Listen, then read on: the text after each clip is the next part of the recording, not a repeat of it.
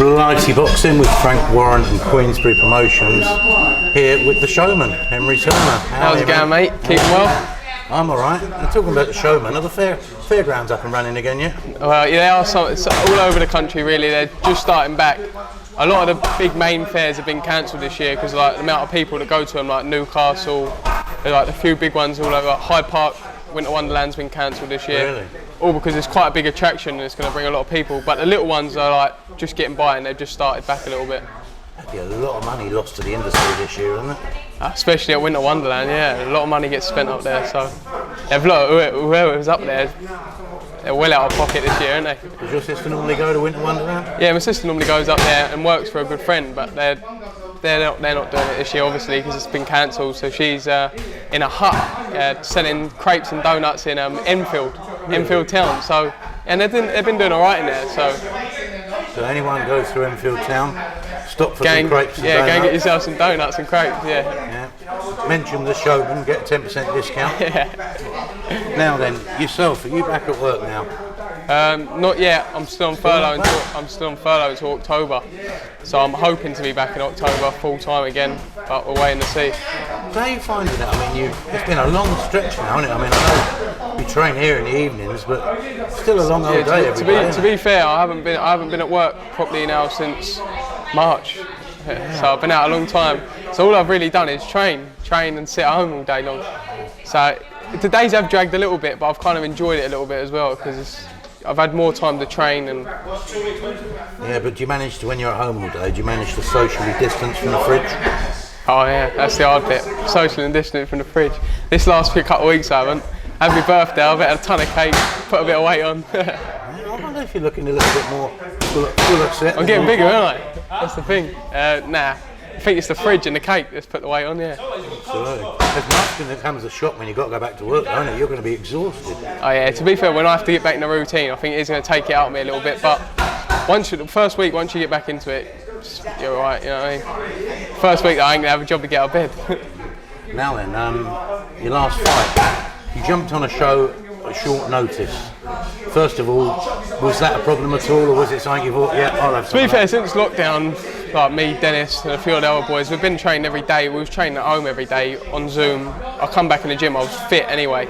So I was still training pretty much every day. I was coming in with Al. I just started my camp. I was about 3 weeks in the camp. Now he rang me up and he was like, it was Wednesday, and he said, do you want to box Saturday?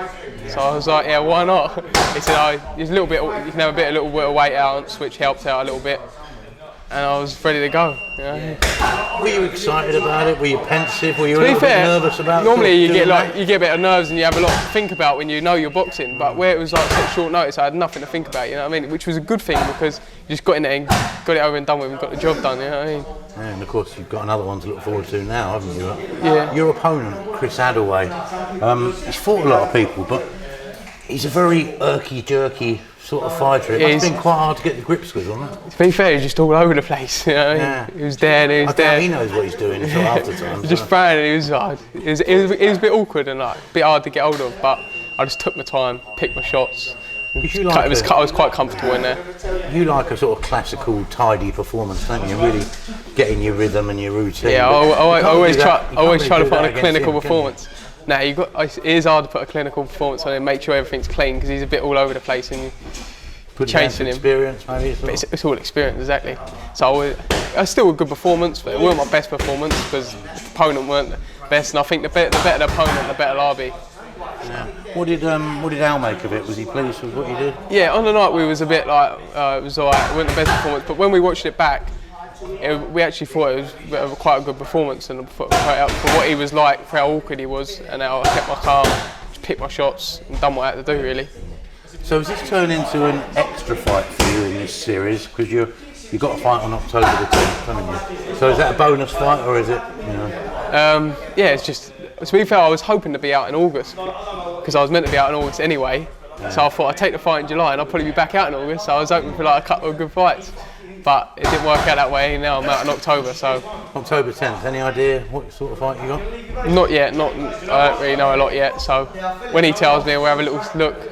We'll do what we got to do. How far away are you 6th round in it. I might have I think Al said he's going to give me one more 4-rounder, then he'll step me up for the 6th-rounder. I'll go a 6rounder now, I don't mind. I'm not sure, but does 4 rounds really suit you? I've got a feeling that those extra little bit, bit of time. My last fight, my 4th round was my best round. Yeah. I was just warming into it, you know what I mean? I've just got a feeling those longer fights. I think the longer the 6, the 8, the 10 rounds, it's going to suit me a lot better. I've got my time to work into it and just step up the gears as the fight goes on. Because you look at, say, Sam Noakes in his last fight, he was up against someone who was put up a good account of himself. He came to fight, but having that extra time meant Sam could still get him out of there. So normally, if he had 4 rounds, that man might have survived. But where he had them extra couple of rounds, he took his time a bit more and ended up breaking him down anyway, and just got the stoppage in the last round, wasn't it? Because I think the way you fight, you could well sort of like, well, I don't know, tire them out almost, you know, sort of break them down slowly. Yeah, you're not make them fed up. Concussively punch them, but you're going to punch them a hell of a lot, aren't you? Yeah, exactly. Yeah, clean and make them punch the fresh air. That's what you got to do, innit? How have you made of it all so far, though? Is it, like you say, everything you expected it to be? Yeah, I'm enjoying it more than anything, really. I'm just enjoying the experiences, sparring, training, everything. I'm enjoying it. Like when I first started boxing, and now, you know, it was like you're so excited. I just got that buzz back again. You know what I mean? In the pros, so that's good. How's the discipline now compared to your amateur days? I mean, you said you've had a bit of a feed up on the cake and things like that. Is your diet better now than it was when you were an amateur, or is it much the same? Yeah, a lot better now. Yeah, I'm a lot cleaner eater now.